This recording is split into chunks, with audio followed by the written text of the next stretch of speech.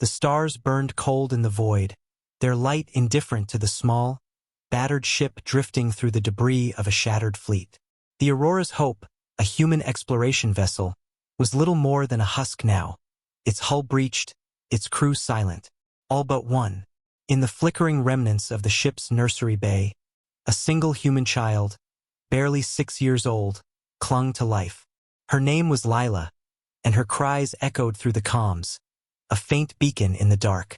The Zither, a nomadic alien species known for their pragmatic survivalism, found her. Their crystalline ships, shimmering like liquid glass, hovered over the wreckage. To them, humans were just another fleeting species, curious, reckless, and often doomed by their own ambition. The Zither had no reason to intervene. Resources were scarce, and a lone child offered no strategic value. Yet, one of their scouts, a young empath named Zither, couldn't turn away. Against the Council's orders, Zither shielded Lila, hiding her aboard their ship, sharing rations, and weaving a fragile bond across species. Word of this act reached Earth, and Earth responded not with threats, but with a declaration that shook the galaxy. The Zither, for saving one human child, were now under humanity's protection. Forever, the Zither fleet drifted in the neutral zone of the Orion Arm, a region littered with the scars of old wars. Their ships, sleek and translucent, moved like schools of fish, each vessel a living organism bonded to its crew. Zither, barely past their first cycle of sentience, was tasked with scanning wreckage for salvage. The Aurora's Hope was just another derelict until Zither's sensors picked up a faint, rhythmic sound. A heartbeat, curiosity, a trait the Zither prized but tempered with caution, drove Zither closer. The human ship was a mess of twisted metal and sparking circuits, its atmosphere bleeding into space. Inside the nursery bay, Zither found her. A small figure in a torn envirosuit, curled around a stuffed toy shaped like an earth animal. Lila's eyes, wide and glassy, met Zither's multifaceted gaze. She didn't scream. She didn't run. She just whispered, "Are you here to take me home?" Zither had no concept of home. The Zither were wanderers, their ships their only sanctuary. But the child's voice, fragile yet steady, stirred something in Zither's empathic core. Against protocol, Zither extended a tendril of their bioluminescent form, wrapping Lila in a cocoon of warmth.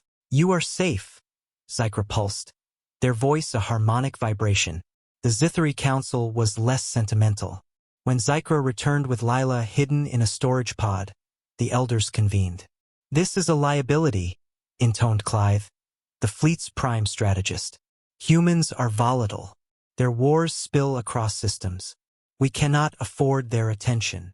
Zither argued, their bioluminescence flaring with passion. "She is alone. She is no threat. To abandon her is to abandon what makes us more than scavengers." The Council relented, but only just. Lila was allowed to stay, confined to Zither's quarters, her existence a secret from the wider fleet. Zither shared their nutrient gels, taught Lila their harmonic language, and listened as she spoke of Earth, its oceans, its skies, its stories of heroes. For Zither, Lila was a window into a world they'd never known. For Lila, Zither was a guardian, a friend, a light in the dark. Lila's presence couldn't stay hidden forever. A Zither technician, tasked with monitoring comms, intercepted a faint distress signal looping from the Aurora's Hope. It carried Lila's voice, recorded before the ship's final moments. "This is Lila Marie Carter, age 6, from Earth. If you hear this, please tell my mom I'm okay." The signal had reached a human outpost in the Tau Ceti system. Earth's response was swift. The United Terran Coalition, UTC, dispatched a diplomatic cruiser, the Valiant Dawn, to the neutral zone. The UTC wasn't a monolithic empire but a coalition of human colonies, hardened by decades of interstellar conflict. They valued every life, especially a child's. When the Valiant Dawn hailed the Zither fleet, its captain, Elena Ruiz, spoke with a calm that belied her authority. "We know you have one of ours. Return her and we'll leave in peace." The Zither Council panicked. They hadn't known about Lila's signal. Clive saw a trap. Humans were notorious for their tenacity, their willingness to fight for what they claimed. "We should expel the child," Clive urged. "Let her people take her before this escalates." But Zikra stood firm. "She trusts us. If we abandon her now, we betray her trust, and ours." The debate was cut short when Lila, overhearing the council's harmonics through Zikra's comlink, stepped forward. Small, pale, and clutching her toy, she faced the towering Zitheri elders. "Don't send me away," she said, her voice trembling but clear.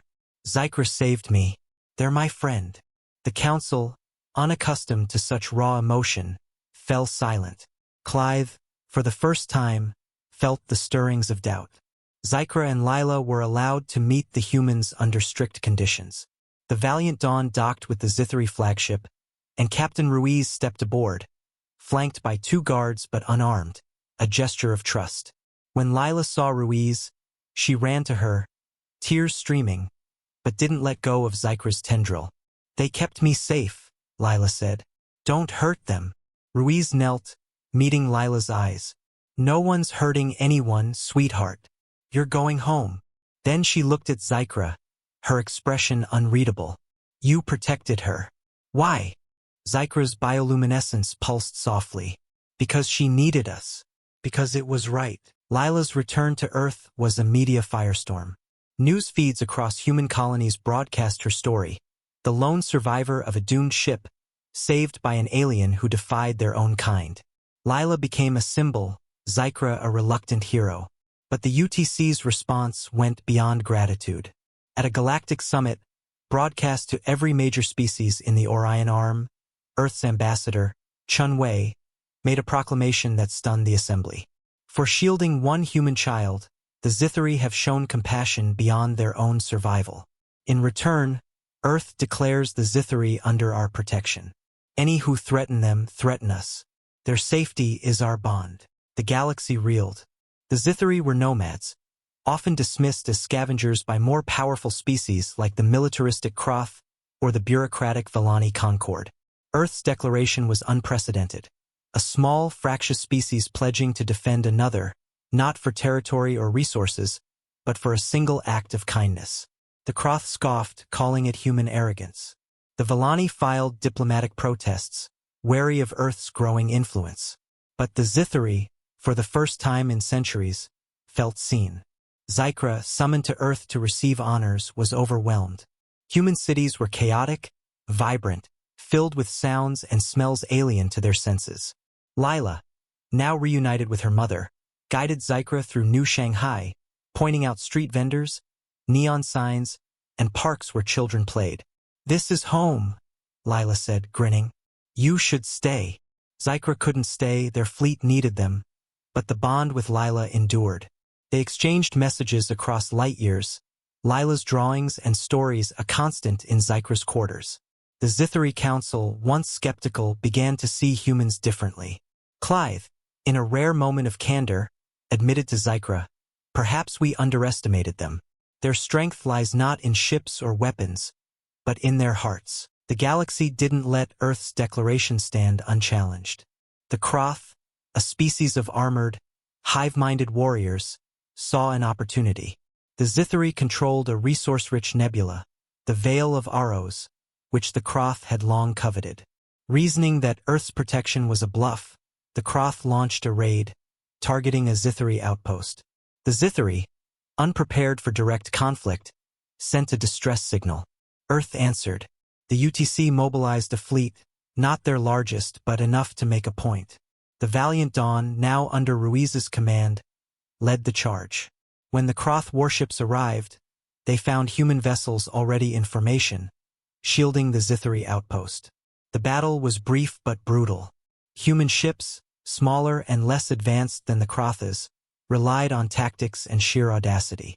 Ruiz's strategy, disabling Croth comms and targeting their propulsion, forced a retreat. The Croth, humiliated, broadcast a warning. "Humans overstep. The Zitheri are not worth this." Ruiz's response, sent galaxy-wide, was simple: "They are to us." The Zitheri, watching from their crystalline ships, were stunned. Zikra, aboard the outpost, pulsed with gratitude and fear. "You fought for us," they said to Ruiz via comms. "You lost lives for us." Ruiz's voice was steady. "Lila told us what you did for her. That's worth more than ships." The Zither-human alliance grew quietly, rooted not in treaties but in trust. Lila, now a teenager, trained as a diplomat, her childhood toy a reminder of Zykra's kindness. Zykra, elevated to the Zithari Council, advocated for closer ties with Earth, their bioluminescence brighter than ever. The galaxy watched, wary but curious. Earth's declaration had shifted something fundamental.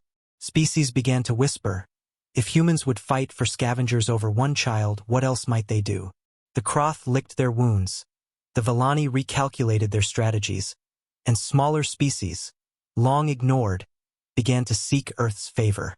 In the quiet of her room, Lila kept a Zithari crystal, a gift from Zykra. At night, it glowed softly, a reminder of the bond that changed the stars. And in the void, the Zithari sang of a child who taught them hope, and a species that taught them loyalty.